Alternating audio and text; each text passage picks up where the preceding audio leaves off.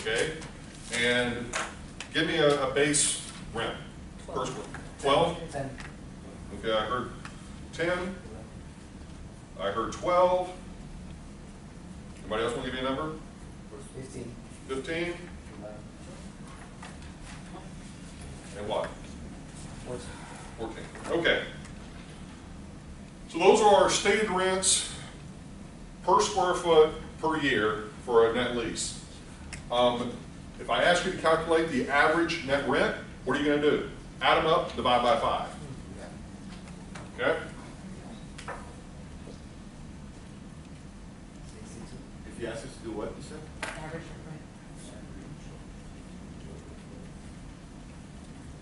Okay, so if you add them up, it's going to be 62. There's 5 years. So your average net rent is something going to be $12.40. Okay? Pretty straightforrard. Okay, you see what I mean with this quiz being pretty straightforward? Yes. Okay. If all the questions like what number is that on? Number 4. And then the question Does that say 11? Oh, sorry? What? Number 4. Does that say 11? Yes. Okay. Okay. All right. Now, what if I asked you for the present value of the net rent? And assuming that you use, let's say, a 10% discount rate. Okay? So you're going to use a cash flow. All right? And so you're going to put in each of those as cash flows, use a 10% discount rate, solve for net present value. So let's do it real quick. So this is going to be one payment per year. And then you're going to put in 0 as your initial cash flow because you don't have rent that you're collecting in time period 0. So you skip forward to cash flow 1, which is going to be $10. Then 12, 15, 11, and 14. And then you'll put in 10% as your interest rate. Solve for net present value.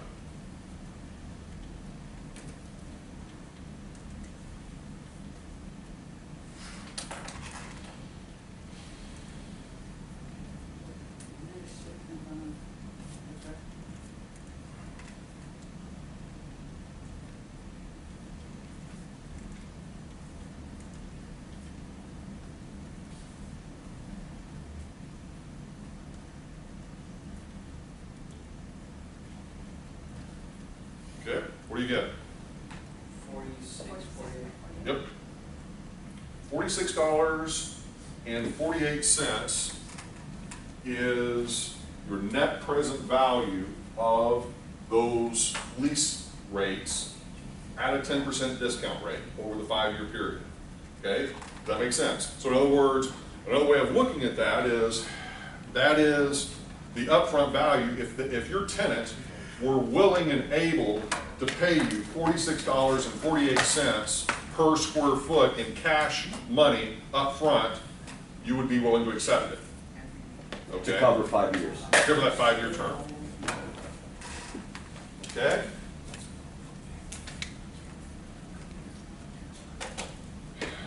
Now, the next piece of this is to calculate what is referred to as the effective net rent, okay, on an annual basis.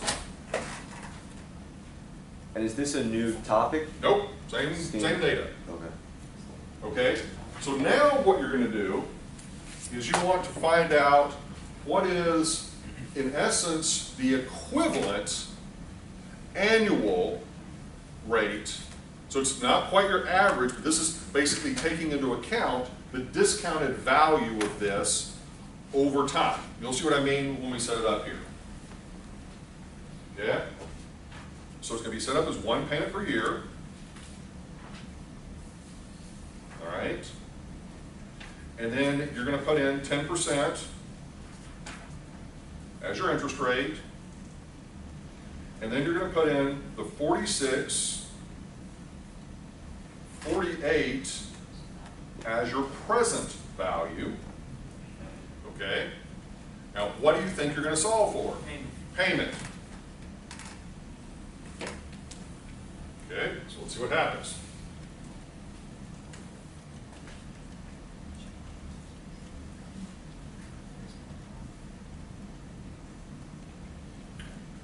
And, I'm sorry, 5 years, my bad.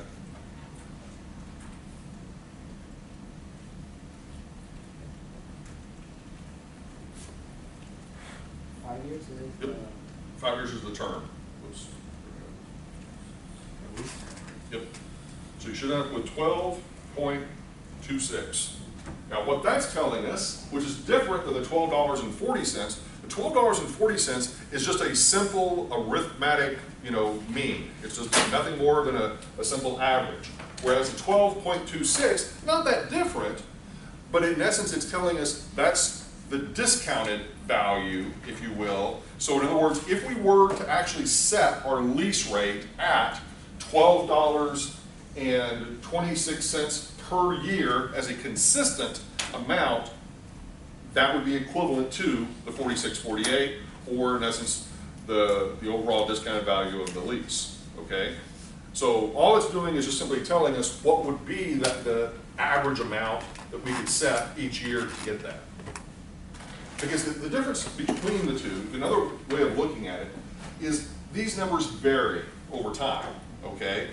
By virtue of using the time value of money, we're getting a more precise estimate to reflect that variation. Okay, that's all this is really accomplishing for us. Now, if we had even more variation, there'd be more of a difference, okay? But given that there's not as much, then obviously there's not much variation. Okay, pretty straightforward? Okay. Moving forward. Okay, that gets us through the first 5 topics. Okay. Developing a statement of operating cash flow.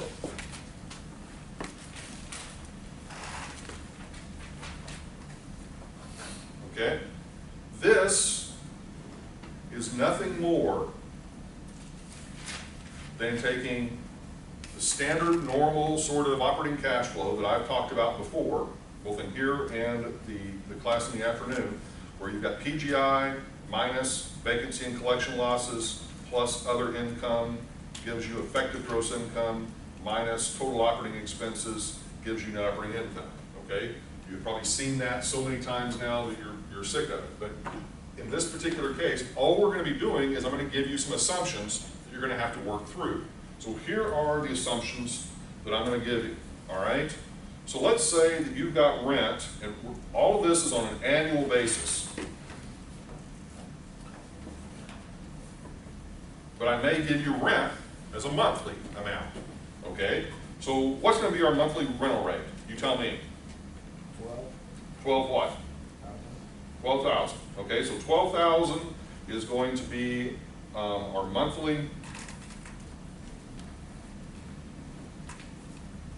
rental amount. Okay, all right. And in this case, we're gonna assume 10% for vacancy and collection losses, and we're going to assume $1,000 a month in other income, and we're going to assume that operating expenses are 30% operating expenses of EGI. Okay, and I want you to calculate the operating income. That's all you need. Figure it out.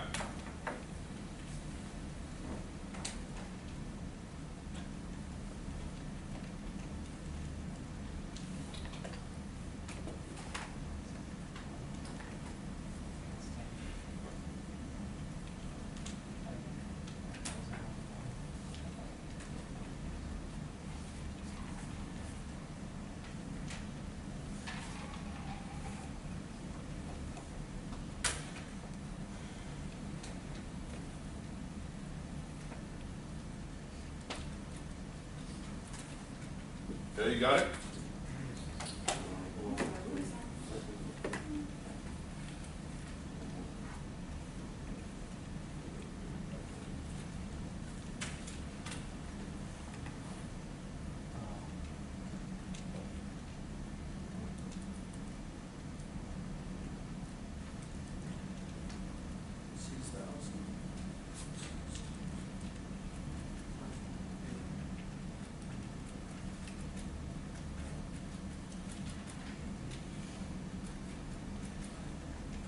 Okay, so you should have it done by now. So $12,000 a month. $12,000 a month times 12 months, $144,000. Well, that's what I said, annual. Okay, all right. Your vacancy and collection losses are going to be 10% of that. So 10% of that is going to be $14,400. They're going to be subtracting out. Other income is going to be $1,000 a month. 1,000 times 12, just 12,000. Right. So 144 minus 14,400 plus 12,000 gives us EGI of 141,600. Total operating expenses are going to be 30% of that. So it's going to be 42,480. And then your NOI is going to be 99,120. Okay, got it? Very straightforward. It was 30%, but it was times 141.60. Yep. Right? 141,600. Okay. All right, moving forward.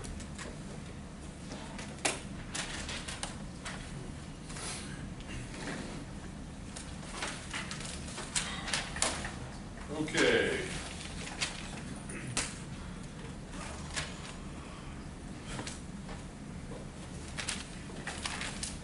Load factors. Okay, if you remember, you may have a situation, especially within office buildings, where you have kind of the leasable space, but then you also have common area space. Leasable space would be like the room that we're using right now. Common area space would be like hallways, elevators, that sort of thing. So as a property owner, you don't necessarily want to just charge a rent rate on just the leasable area. You want to probably charge rent on the common areas as well. Okay, does that make sense? All right, so what you will typically do is figure out kind of what's called a load factor, which is basically nothing more than a ratio of kind of your total square footage relative to your rentable square footage. So, as an example, let's say that the total area of space is 20,000 on the floor, 20,000 square feet. We're going to say total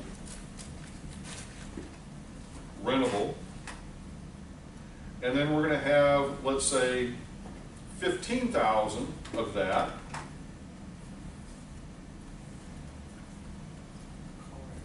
square feet is total, maybe usable square foot.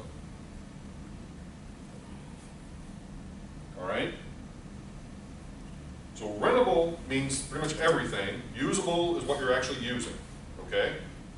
All right? So in this case, the load factor would be taking 20,000 divided by 15,000. Oops. And you're going to a load factor of 1.3. Okay?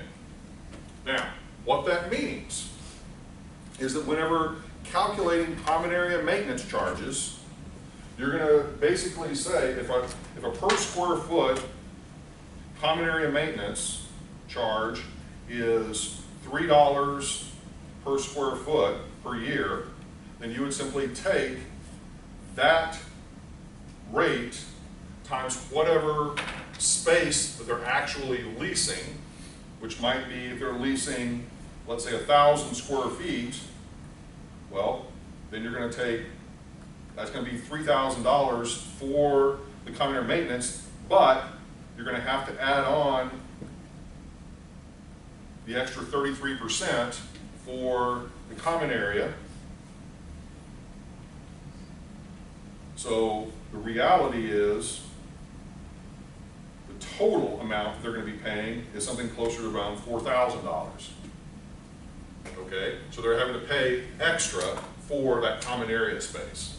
Okay, their base rate for this space they're using is, you know, whatever that is, but here we're primarily just talking about common area maintenance charges. Okay, make sense? It's just, think of it like this. It's nothing more than the property owner trying to get as much total income as they possibly can out of the tenant, but do so in a way that in some cases is not so obvious, okay? Because in most cases, they're gonna tell you, yeah, your base rate of rent is this, but then they're gonna say, plus CAM charges, plus, you know, blah, blah, blah, blah, blah, okay? Break down the total rentable versus total usable. How would you define that? Okay, usable, once again, Includes common. this part that we're using right now. Yeah. But total rentable would include other space, okay? That you're being charged for in some way. Okay, moving forward. Okay, another sort of common area maintenance charge that we'll talk about is, let's say we've got a shopping center, okay? This is, and for the shopping center, let's say, you know, common area maintenance for a shopping center, even an outdoor sort of shopping center, you're gonna have to maintain the parking lot, you're gonna have to maintain, you know, potentially landscaping, you're gonna have to deal with maybe garbage collection, you know, lighting costs for the parking lot, all that other sort of stuff, okay? So let's just say, you know, and just to keep it kind of simple, we've got basically this sort of a big strip center. Maybe we've got one big tenant and two smaller tenants, all right? And I'm just gonna do the math here of saying, okay, these guys have each got maybe 1,000 square feet, and the big tenant has maybe got 2,000 square feet, all right? So a total of 4,000 square feet in the center. It's a really small center, all right? Now, in this particular case, let's say the total CAM charges for the center are $40,000 a year. For the middle, for the 2,000. Okay, overall.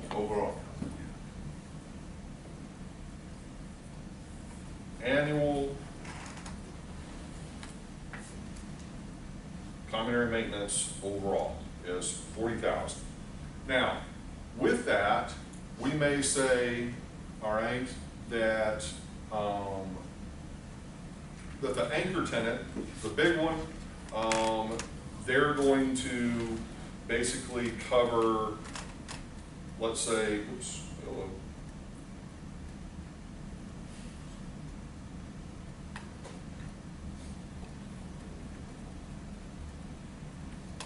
okay, so the anchor tenant, this one, they're going to cover, let's say, 15,000 of this, okay? So if they cover, if the anchor tenant is covering 15,000, then that leaves how much for the other tenants? Okay? All right, so 25, so this is the anchor. All right, that leaves 25,000 to be covered by the others. And let's say that the other tenants, as we've said, they've got 2,000 square feet.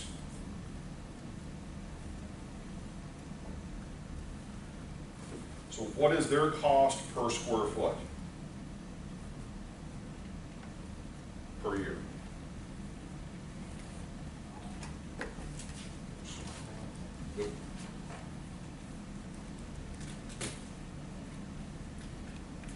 That's a really high CAM charge, but we're going to go ahead and go with it. All right, so $12.50 per square foot per year for the other tenants. Does that make sense? Why would they have a different rate? In some cases, you give a lower rate to the anchor tenant, just simply as a means of attracting them to the center, and they're the primary draw. Now, in this case, this is not a very big anchor, but you know, if let's say it was a grocery store with a bunch of inline tenants, as a general rule, the anchor tenant's going to get the lowest overall cost, not only of base rent, but also in terms of common area maintenance. They're not always going to pay their proportional share. The inline tenants, in many cases, are almost always going to pay considerably more because they're benefiting off of the traffic driver, the anchor tenant. Okay, make sense? Okay. So here, all we're really doing is just simply asking, the ultimate question was just simply how much are they paying common area maintenance per square foot per year for the inline tenants? Okay, any questions? Okay, moving forward.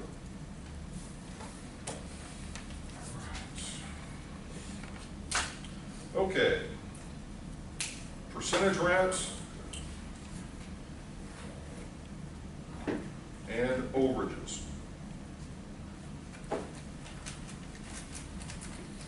All right. With retail tenants, something that is quite common, especially in higher end sort of retail environments, is that you will charge a relatively low base rate of rent, but you will then tack onto that a percentage of sales overage, okay? So what that means is, I mean, if you think about, once again, traditional retail tenants, when do they do most of their sales? Before Christmas, okay? So, you know, in the months of November and December, their, you know, sales traditionally are astronomical relative to other months of the year.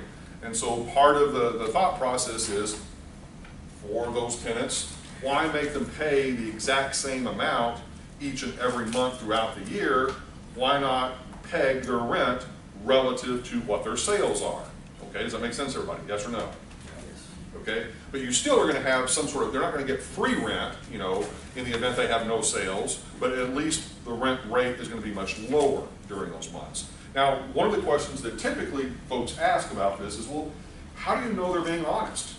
You know, well, normally once again, most retail tenants, they've got to keep track of all of their sales for sales tax purposes. And they've got to submit that under perjury of, you know, obviously, you know, fraud if they're going to be basically lying to the state government for sales tax collection. So most property owners are willing to accept that documentation as sufficient that they're, you know, getting basically the real dollars that are being charged by the tenant. Now, of course, if you have a cash-only business that's located in your property, then, you know, you might want to be a bit skeptical that you're potentially getting all the revenue that is indeed, you know, being generated by the establishment. And this is quite common in restaurants. As a matter of fact, I never will forget, there was one restaurant in Texas, they did not accept any form of payment except for cash. And they even went so far as to install an ATM in the restaurant. And so, you know, it was that way that, you know, you had to get, if you were going to pay the restaurant bill, you would either pay in cash or you had to use your ATM card. And if you didn't have either of those, well, you're pretty much screwed. Yeah. But the point being is you had to kind of, at least in the back of your mind, think part of the reason for that is they were trying to avoid potentially, you know, income tax or in this case, you know, percentage of sales. Okay. So let's just say, what do we want our base rent to be per square foot? Give me an amount. 10. Okay, so $10 per square foot per year is our base rent. All right. And what percent of their annual gross sales do we want? 3. Okay. Oops.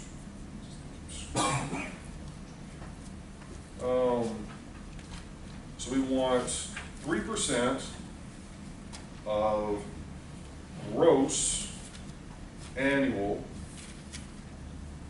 sales. All right.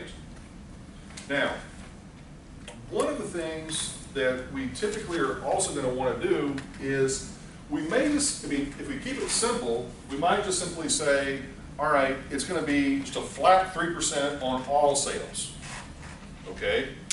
But we might also want to just simply say, why don't we have a base level of sales, and anything above that base level of sales, we'll charge them the 3%. Does that make sense? In other words, just another way to kind of maybe soften the blow, but also just another way to calculate it, okay? So what we could say, what would maybe be the base level of sales? Give me a dollar amount. This is annual. 100,000.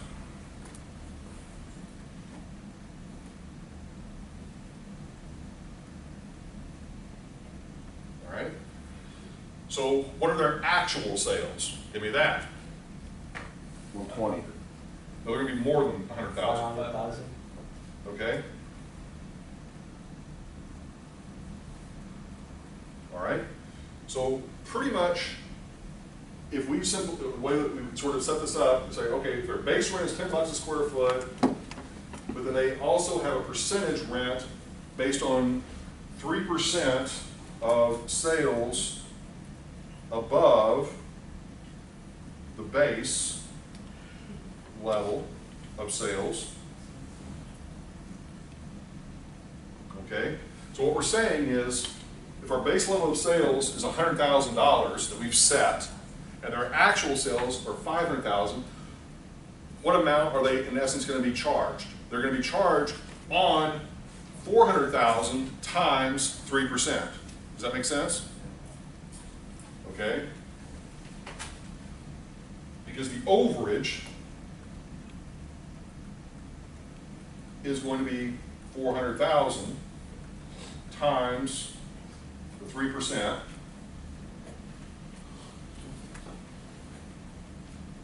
For $12,000. Okay? Now, we could complicate this up a little bit more if we want to, which would be to say, okay, well, how many square feet do they have? What is their total rent? You know, that sort of thing. So what we could say is, all right, this particular space, they've got 10,000 square feet of space. That is going to be $10 per square foot per year for the base. So that's going to be $100,000 of rent plus $12,000 for basically the overage from the percentage of sales, meaning their overall rent is $112,000, and then on a per square foot basis would be $11.20 per square foot per year. Does that make sense? Okay. Once again, very, very straightforward stuff. All right. Moving forward. Okay. And final topic for this one, CapEx. Okay. One of the things that you have to do with pretty much any rental property is set aside money for capital expenditures, otherwise known as CapEx, abbreviated. Capital expenditures are things that break that you've got to repair, or things that wear out that you've got to replace, okay? So this is, you know, the normal sort of things, and I think I've talked about some of these things before, but everything from like air conditioners to potentially carpet to roof replacements to water heaters, refrigerators, you know, other things, you know, that are going to be roughly significant dollar items that you're going to have to replace, okay? Normally you're going to have a CapEx budget that you're going to set aside for these sort of replacements over time.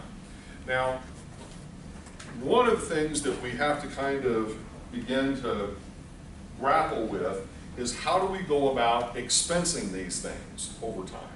And because while we may have an actual expenditure in terms of raw cash that we're putting out, we may not get to deduct that full amount for income tax purposes because maybe the cost of that particular asset or item has to be amortized over some sort of a tax sort of depreciation period.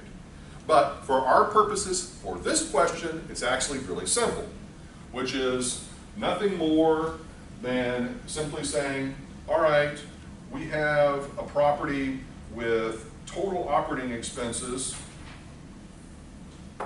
of, let's say, $50,000 per year, and we've got a capital expenditures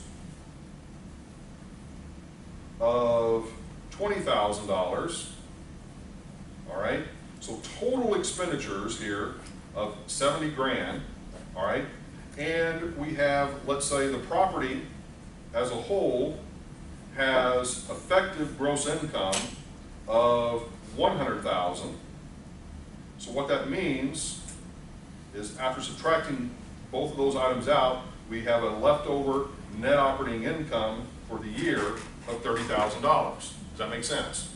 Now, the thing to sort of point out here is that CapEx expenditure is going to obviously have a very detrimental effect to your net operating income. And as we know, net operating income is the number we tend to use to sort of estimate the overall value of a property, which is why in some cases we will, whenever dealing with CapEx, we will sometimes calculate net operating income with CapEx, sometimes without it. But for the purposes of this problem, we leave it in just simply as an actual expenditure that we have made in that year. Make sense? Okay, time for the quiz.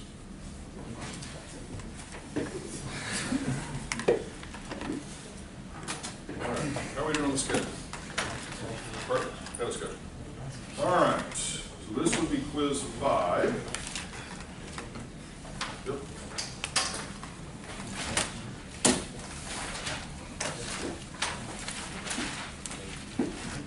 Once again, you can continue to work on quiz 4 if you get through with quiz 5 a little early.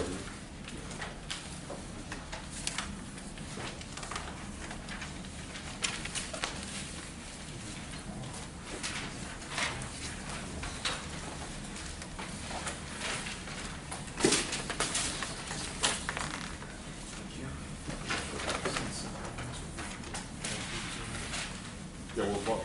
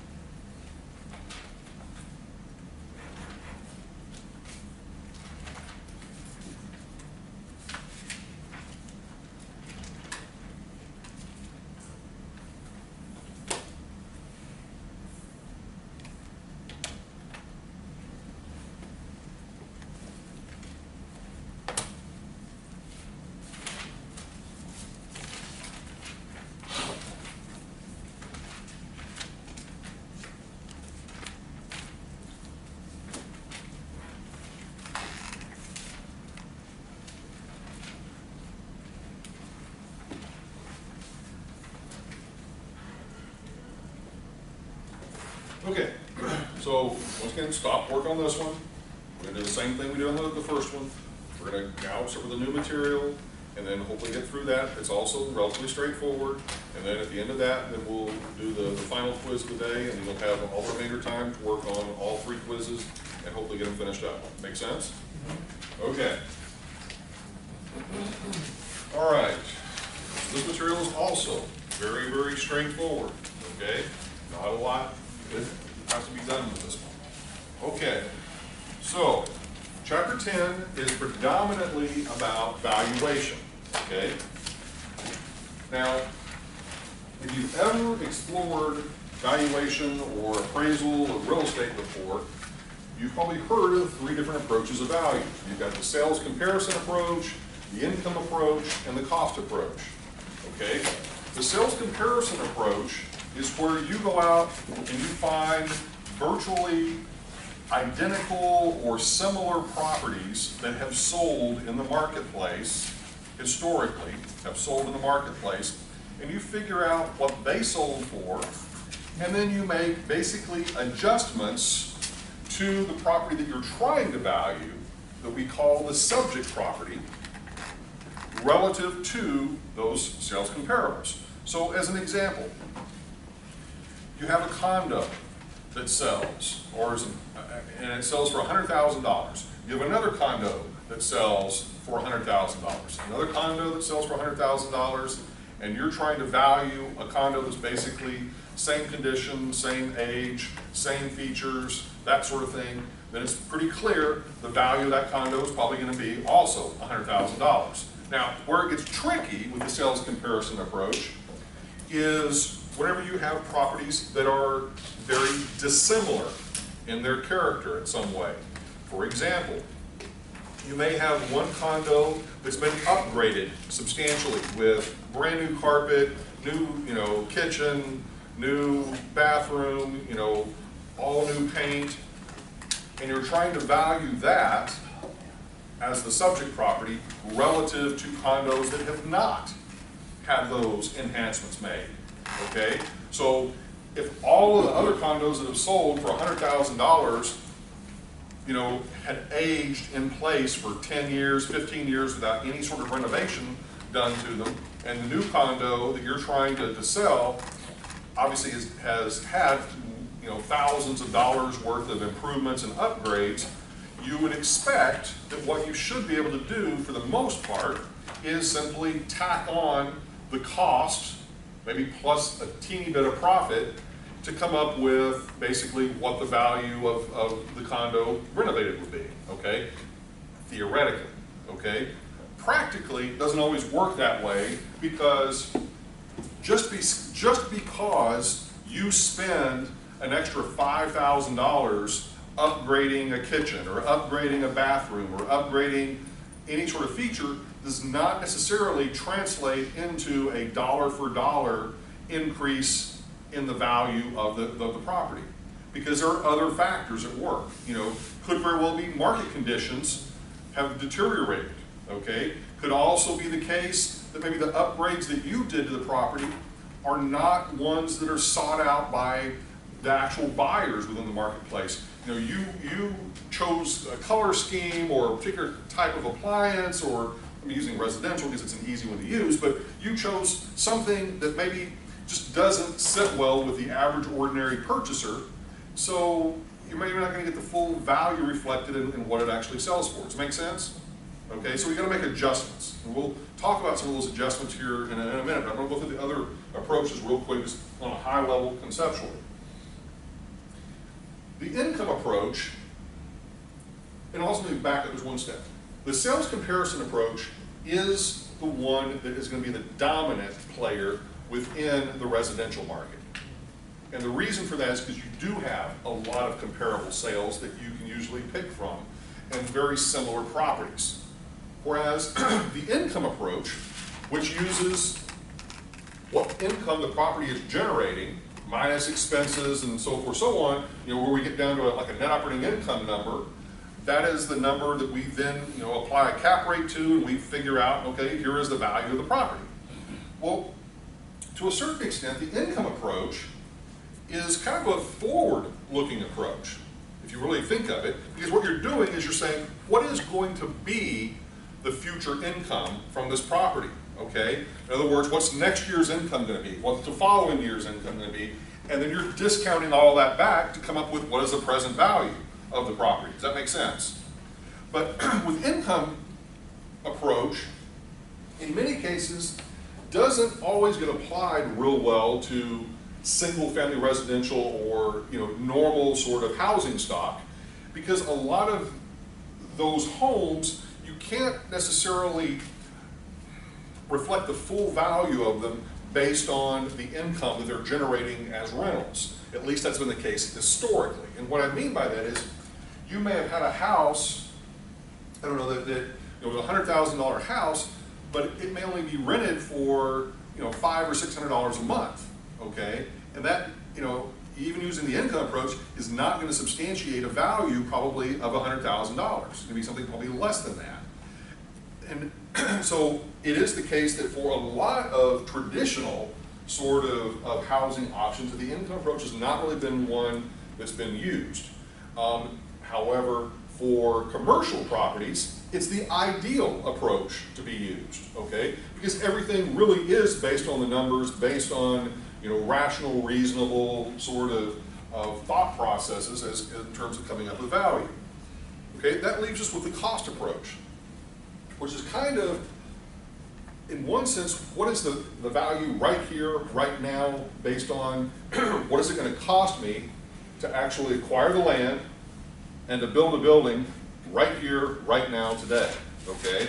Now the cost approach is probably most utilized or most heavily weighted whenever you're looking at like government buildings, school buildings, or special use facilities that don't necessarily, like churches, that don't necessarily generate traditional income, nor do they have good sales comparables, okay?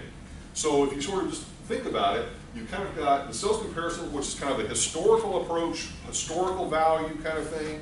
The income approach is kind of a forward-looking value, and then the cost approach is what does it cost, today to replicate. Now, there are little nuances, with each of these that we're going to talk a little bit about as we kind of go through a couple of different examples, but fundamentally, you understand conceptually what we're talking about, yes? Okay. Now, technically, whenever you do an appraisal or you actually get an appraisal from someone that has done one, they're supposed to go through all three approaches to value, okay? And they're supposed to in essence, utilize all three approaches, but they don't necessarily have to equally weight their influence on the overriding value. In other words, very seldom are you going to see, let's say, a residential appraisal that's going to basically say, okay, a third of the value is going to be determined by the sales comparison, another third is going to be determined by income, and another third by a cost approach.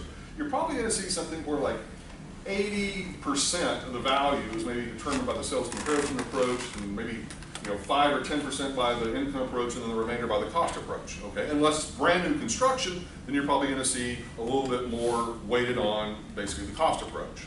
All right, does that make sense? And then same thing, once again, for income approach, you're going to see probably the vast majority of commercial properties heavily weighted on the income approach. And then, as I said, kind of non-standard properties, non-income producing properties are going to be using the cost approach. Okay, moving forward. Now, let's just sort of take this sales comparison approach and what I was talking about earlier, just fundamentally, was this whole idea of kind of having to add on features or add on sort of characteristics to the property to determine the value. So I'll give you a couple of examples of ones that we might sort of suggest. So let's say that we've got a property that we're comparing our property to, and let's say that it's sold, well, you give me a dollar amount. How much did it sell for? $250. All right. So the property sold for $250.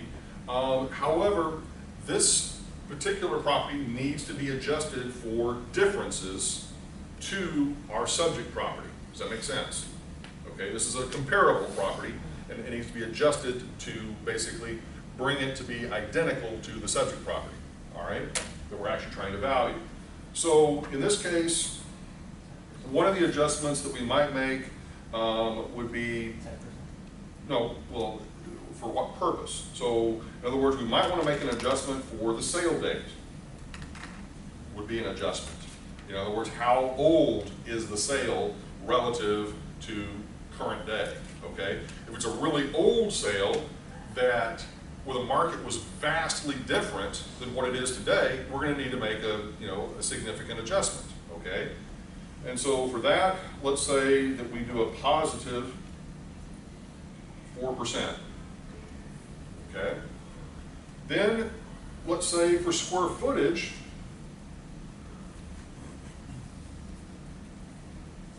of one versus the other, we're going to do a negative 4%.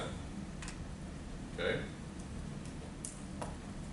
Then, let's say we're going to do an adjustment for location. All right? And let's say that's a positive 5%.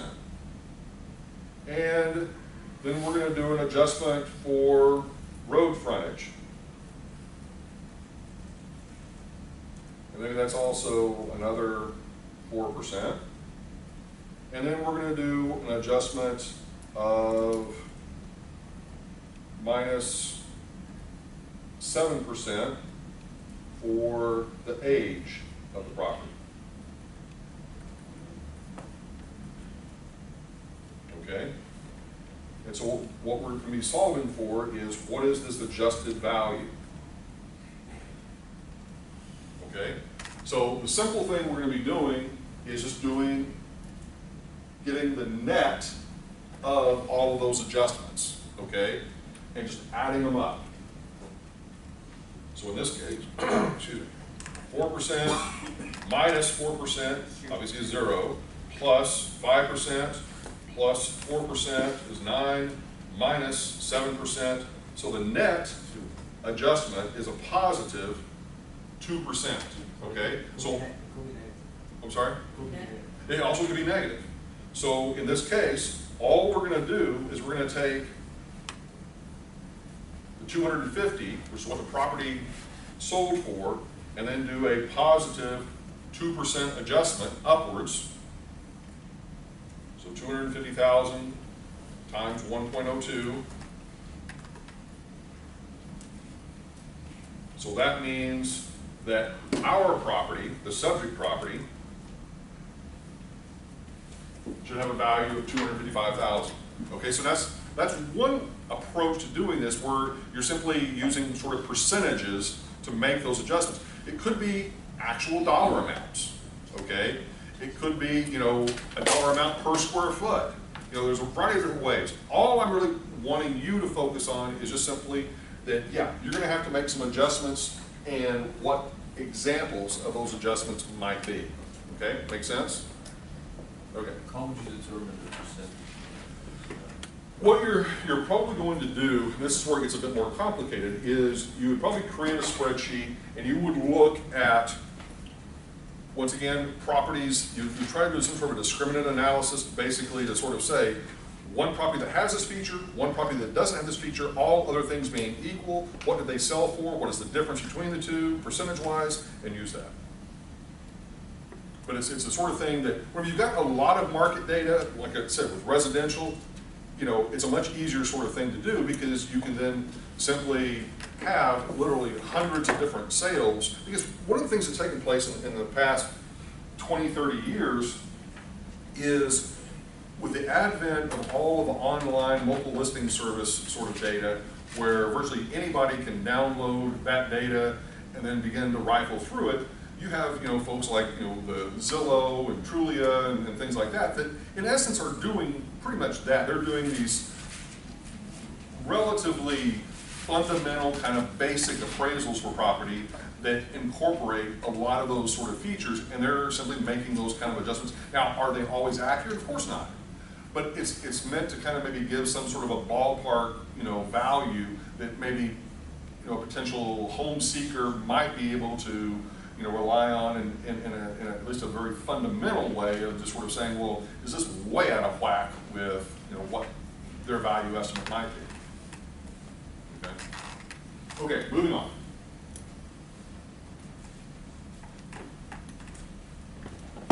Okay, so one of the things about the income approach that we said was, is the income approach typically a historic look, is it a future look, or is it sort of the current look? Future. Okay, simple enough, moving forward. Okay, gross income multipliers.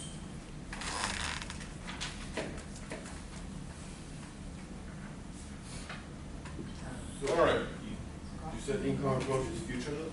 Yeah. What, just finish? Okay, don't try to make it more complicated than what it is. Okay, all right, gross income multiplier. All right, so in this case, let's say that we've got a selling price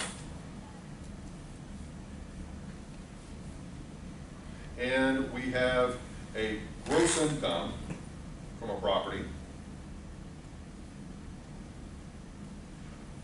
We're going to use that to calculate what is called a gross income multiplier. Okay, so it's a simple little ratio. So if I give you 2, you've got to solve for the third. All right. So in the event, okay, give me a sale price from a property. 100,000. Okay. Now give me a gross income. The gross income is always going to be less. 10,000. Okay. That was super simple. So 10,000 gross income would mean you have a gross income multiplier of 10. Okay. Now, what does that mean?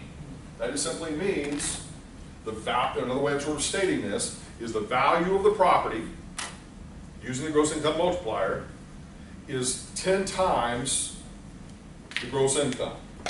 Okay. So all you're really saying is that if you have this property and it's generating $10,000 a year of gross income, then you're saying that the value of the property is $100,000. Now, how do you use this? Well, if you went and you looked at a variety of properties that had sold within recent history, okay, and you collected what did they sell for, what was their gross income, and then you calculated their gross income multiplier, and you found that the overwhelming, majority of them fell within a range of somewhere between maybe, 9 and 11, as their gross income multiplier, and you sort of took the average of that, being 10, then you could say for a new property that you found, if you could look at it a couple different ways. If this new property were generating, let's say, 15,000 in gross income, what would that mean that its value should be? Assuming that you keep the gross income multiplier constant. Does that make sense? Yeah. This is a very simple measure, much like the cap rate, to help to determine what the value of a property is, okay? Because in many cases, that's all you have are these very basic bits and pieces of information, okay? All right, any questions? Okay, moving forward. Okay, cap rate. All right, cap rate, as we have talked about, is where you have a rate of return, or cap rate, based upon the income divided by the value of a property. So this is kind of the inverse, to a certain extent, of the gross income multiplier, but you're also using a different income here. For the cap rate, you're using net operating income, not gross income, all right? And so in this case, if we've got net operating income of, let's say, 20,000, and we've got the property sold for 150,000, then 20,000 divided by 150,000 is going to give us a cap rate of basically 13%. Okay? Make sense? Okay? Nothing really new about that. All right, moving forward.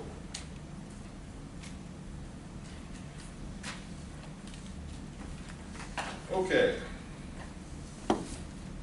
Forecasting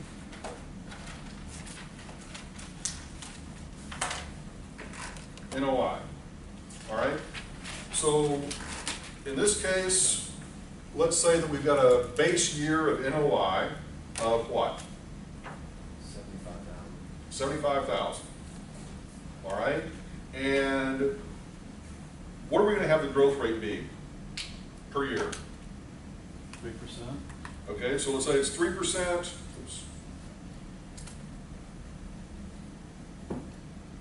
3%.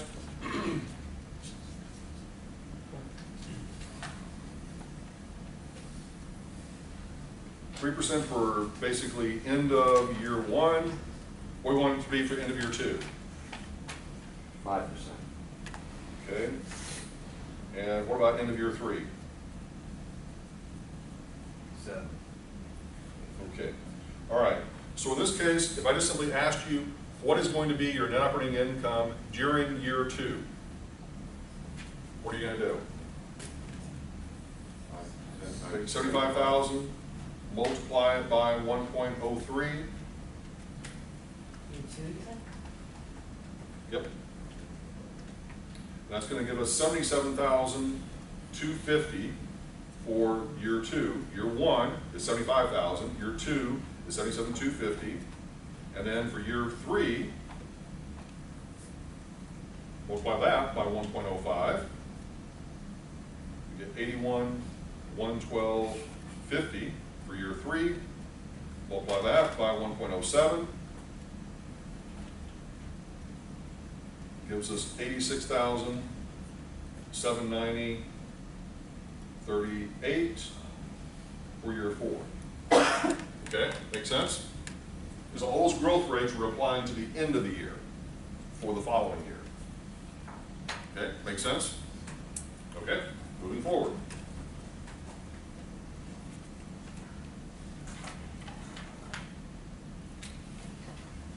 But you wanted before when you asked. What? You know what was it? What was one of the year before? Or whatever year I asked for, yes. Okay, all right. Cap rates in terms of going in versus terminal.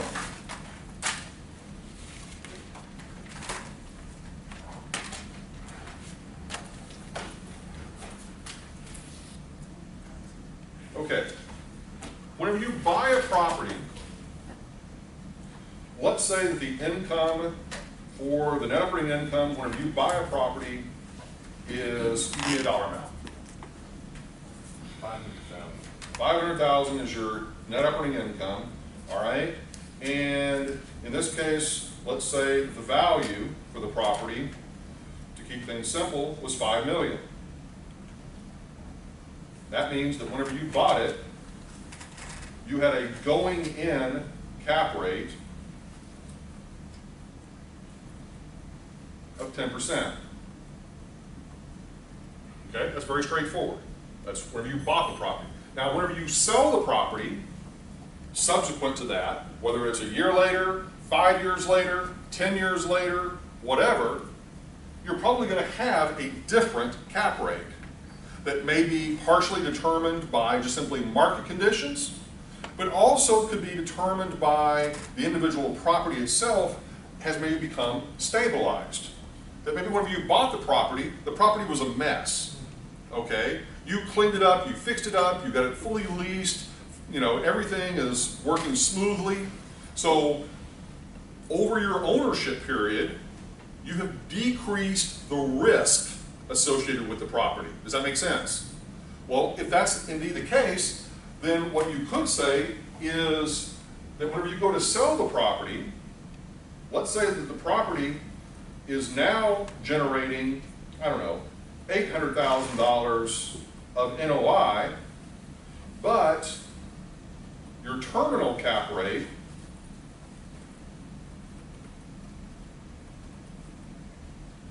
is maybe 8%. Okay? Now, is that a good thing or a bad thing? It's a great thing because, in essence, you're saying the property has less risk, therefore, it should have more value. Okay? Well, it's automatically going to have more value because of the increased income, but it's also going to have more value because of the lower cap rate.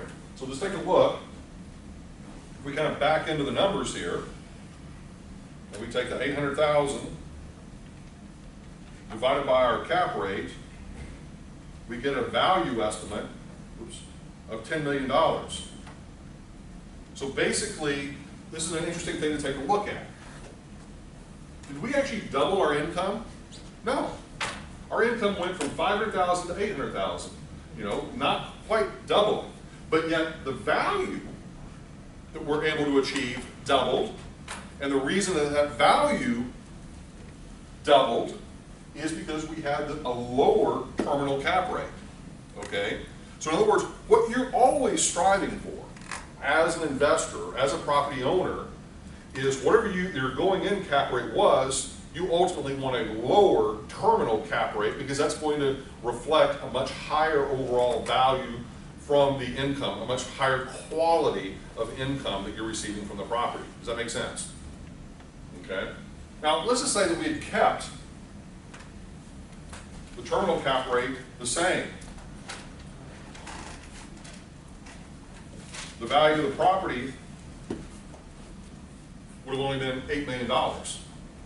Okay, so we were able to get a full $2 million for the property, or an extra 20% on top of the overall value, simply by doing a good job of managing the property, leasing the property, and so forth, so on, to get our cap rate down. Okay, now there are other reasons that cap rates can go down.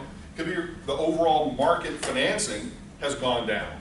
That, you know, you could have been one of the lucky folks, you know, that, you know, you bought in at a time where cap rates were really high, and then all of a sudden, you know, interest rates got slashed and slashed and slashed to the point of where cap rates got really low really quick, and then all of a sudden your property is worth, you know, more than twice what you paid for it within a very, very short time period. Okay? But the reverse can also happen as well. You know, it's not guaranteed that that cap rate's going to go down. It could happen that market conditions flip to where all of a sudden now cap rates go up. That means that your overall value could be lost really quickly. Okay? Make sense? Okay, moving forward. All right.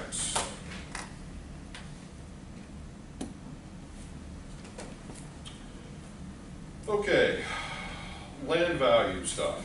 All right. Simple sort of topic here. Land value tends to be valued as, for income producing purposes, as a perpetuity. Okay, you've seen perpetuities before because we've done perpetuities before. Okay, and you know, perpetuities are basically is just applying applying basically a cap rate. But we're going to make a minor little modification to that, and then we're going to add in potentially a growth rate of some sort of value. So let's just assume that we've got a piece of land that, and you're saying, okay, how can land generate value? Well, most fundamental level, obviously you can use it as agricultural, or cemeteries, or parking garages that you would potentially, or parking lots that you would have on top of the land. But more specifically, one of the things that we're going to talk about more later are ground leases. How many of you have heard of ground leases? Okay. Ground lease, very simply put, is, let's say that I'm the owner of a big piece of land, but I don't actually want to sell the land, okay? I want to keep ownership of the land. And a university is a great example of that. You know, a university doesn't want to go selling off bits and pieces of their campus, you know, because they want to keep it all under their ownership, you know, for whatever reasons. Like in the case of like this university, with a lot of universities, you don't pay property taxes because you're a nonprofit or a governmental entity. Okay, so that's an advantage to keep ownership of your land. But what you can do is you can allow a third party to come and build a parking garage, come and build a dorm, come and build, you know, some other building on your land, and then you, as the owner, can be collecting basically income from them for the next 15, 20, 30 years, and then based on the agreement that you may have with them, that after 30 years, that parking garage reverts back to the complete ownership and control of the university, okay? It's quite common, all right? But it's just, it's something to keep in mind that yes, land can have value. All right, in terms of generating income. Yep. The Styles new tower going up on Las Olas. That's Broward College ground lease. Okay, there you go. So you just lose your parking garage in this example? Well, after a certain period of time. I mean, in other words, you're going to get to generate income off of whatever that asset is for whatever the prescribed time is. And in some cases, they will allow an indefinite renewal, okay? Like, for example, one of the condominium complexes that I owned units in Austin, Texas, it had a ground lease that went back, you know, like 100 years. And it was, you know, constantly renewed, you know, every so many years. And then what they would do is they would get a new estimate of what the market value of the land was at a particular point in time, and then that number would then be used to basically, you know, set the new price. Okay? In an instance where the value went down, Yeah. if you could get away with just charging the same rent as before, can you do it, or is that like? Well, no, there are always going to be the documents up front that are going to stipulate how is it going to be calculated. You know, and most of the time it's going to be a situation of where they're either going to prescribe what an increase or decrease, you know, may be based upon what. It could also be that, as I said, they require 3 different independent appraisers to come out and to do their valuation of the property, and then somebody take an average of those 3 and use that as the foundation for figuring out whatever the dollar amount they're going to charge is. Okay, for our purposes, for this, let's say that we've got a property that is going to generate $500,000 a year in annual income.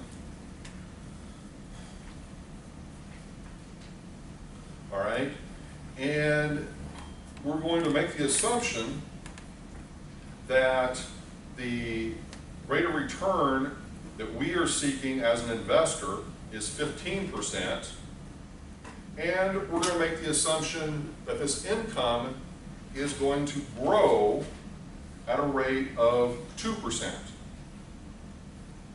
Okay, now, whenever you see this, it's going to be counterintuitive, all right?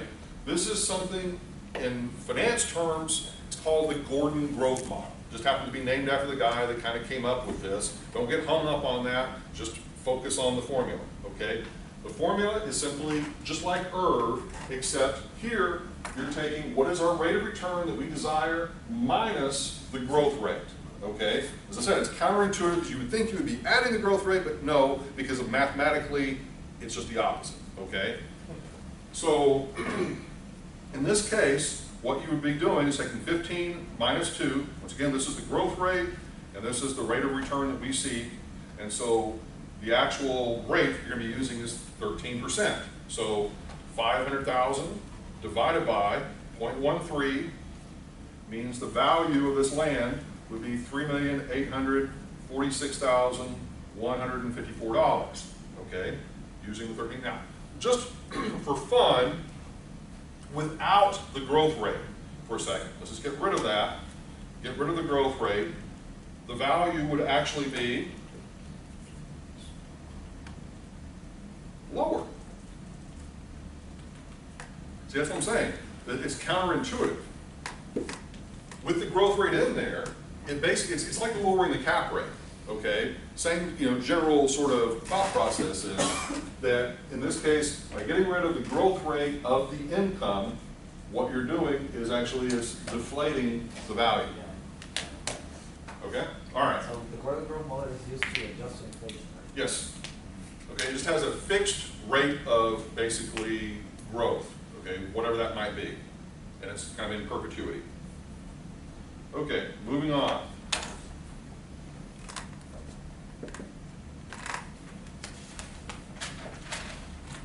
Okay, we're going to come back to the mortgage equity capitalization. We're going to do the last 2 concepts and then come back to that. Okay, so valuation of a leased fee estate.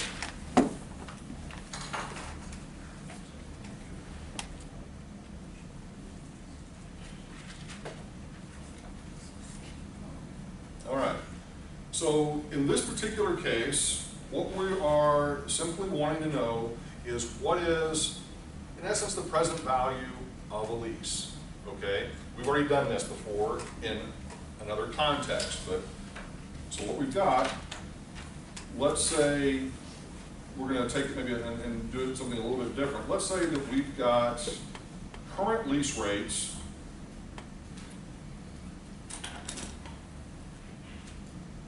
are, how many dollars per square foot, tell me?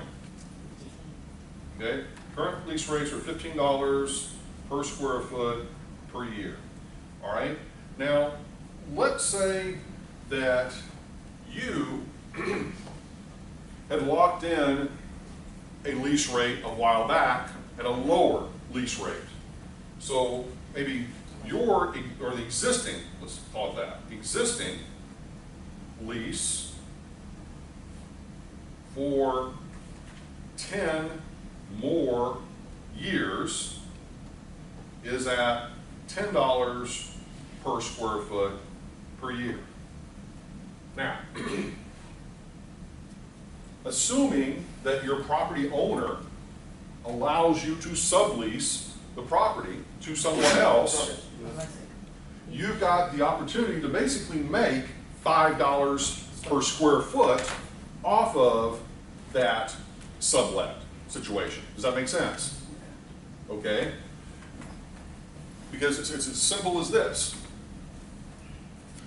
You know, Dimitri has the existing lease of $10, you know, per square foot per year, but then Eduardo comes along today and realizes, well, the lease rates are 15 bucks a square foot. He knows he's going to have to pay $15 per square foot, but Dimitri has got the power of sort of saying, you know what, my business, I can move it somewhere else, or maybe I'm going to shut it down, or you know, whatever the issue is.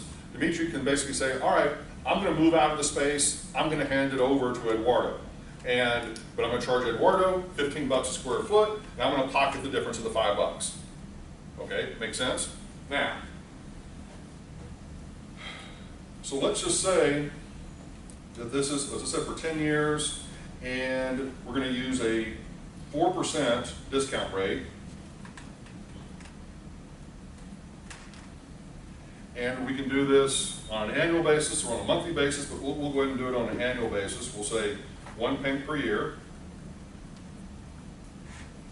but 4% as our interest rate or discount rate, and then basically just simply say 15 minus 10 equals $5, and that is going to be our payment amount, and this is going to be over 10 years. What is basically the present value of that?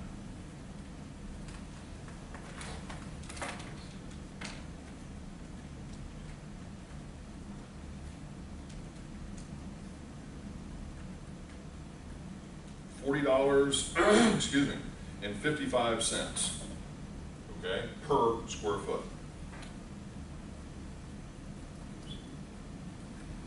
Okay, so in other words, for every, and so let's say that you're leasing, it's 10,000 square feet. So 10,000 square feet times $40.55 would mean the present value of this leasehold to Dimitri is going to be $405,544.79. Does that make sense? Now, if his property owner won't allow a sublease, then in essence, you know, he has no real value of getting out of his lease. But what also could happen here is, let's say that I'm the property owner. I could go to Dimitri and say, I'm willing to basically cut you a check right now for $100,000 if you get out of the building, because I want to lease it to Eduardo, because the value of Eduardo moving in is going to make me, as the property owner, a present value of $405,000. So me cutting a check to Dimitri for $100,000 is, you know, only going to be about 25% of that overall cost. Does that make sense? So it's another way to look at it. Okay. is, whenever you have a drastic change in lease rates, there is value there, okay? And you don't want to overlook that in terms of whether it's the value to the tenant being able to sublease or it's the value to the property owner. But also the reverse can happen, which, you know, in that case, you know, I as the property owner, you know, obviously don't want you, you know, potentially moving out. I want to keep you because I'm scared to death if you leave, what I'm going to have to release at is going to be substantially less than what you were paying. Now the question is, you know, whether or not, you know, what your escape clause is to get out of the lease, and you know, whether that's going to be, you know, expensive enough to preclude you from leaving.